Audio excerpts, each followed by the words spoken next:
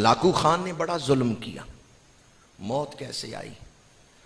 300 آدمی صف میں کھڑے کیے تھے، 3 صفیں بنائی تھیں، اور اس نے جلاد کو حکم دیا کہ ترتیب سے ان کے سر اتارتے جاؤ. 300 مسلمان تھے، ان میں بزرگ بھی تھے، نیک لوگ بھی تھے.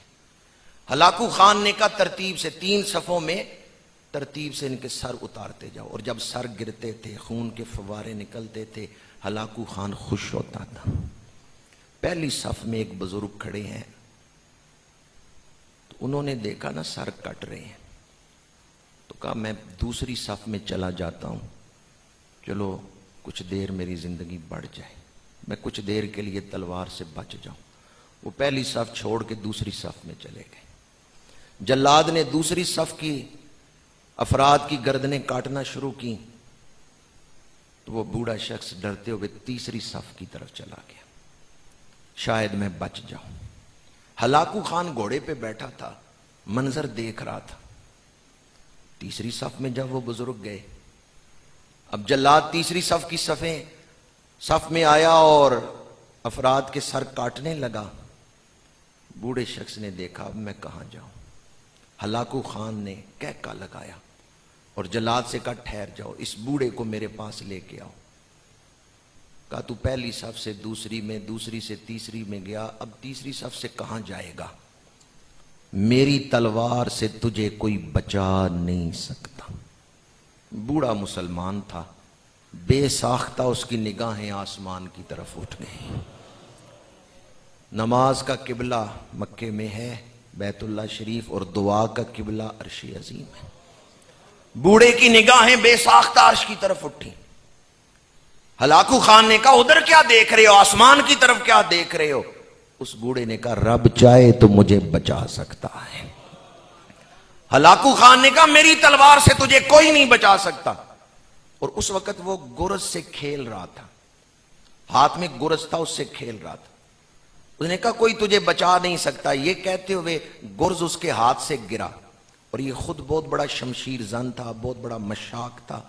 جو ہی گرز گرا، یہ گھوڑے پہ بیٹھے ہوئے ہی جھکا تاکہ گرتے ہوئے گرز کو میں پکڑ لوں اور زمین تک نہ جانے دوں.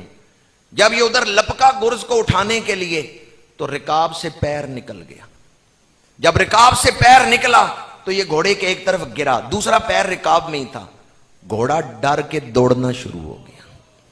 اب گھوڑا دوڑ رہا ہے، گھوڑا بڑا منہ زور تھا، طاقت والا تھا. ہلاکو خان کے سپاہی پیچھے دوڑے تاکہ گھوڑے کو روکیں، لیکن وہ خود تو نہیں دوڑ رہا تھا.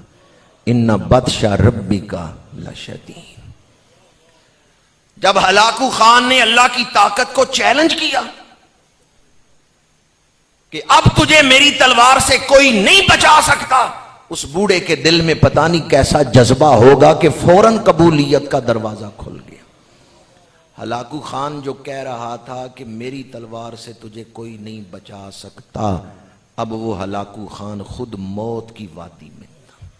سر یوں پتھروں کے ساتھ پٹخا کہ جب گھوڑا رکا ہے، سپاہیوں نے آگے بڑھ کے ہلاکو خان کو اٹھایا ہے تو روح جسم سے پرواز کر چکی.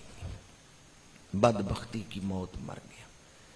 اس لیے اللہ تعالیٰ کی طاقت کو کبھی چیلنج نہیں کرنا چاہیے، اور مظلوم کی بد دعا سے بھی ڈرنا چاہیے.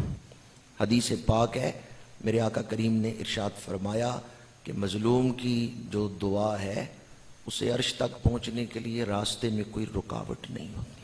ظالموں کا انجام ہمیشہ برا ہوتا. ہلاکو خان نے بڑا ظلم کیا، لیکن انجام کیا ہوا؟ کیا لے کے وہ گیا؟ برے اعمال لے کے گیا، عاقبت برباد کر کے گیا.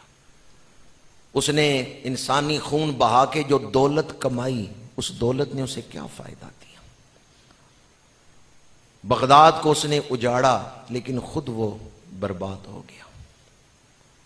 جن اولیاء کرام پر اس نے ظلم کیا، آج ان کی قبریں تو آباد ہیں، لیکن خود ہلاکو خان برباد.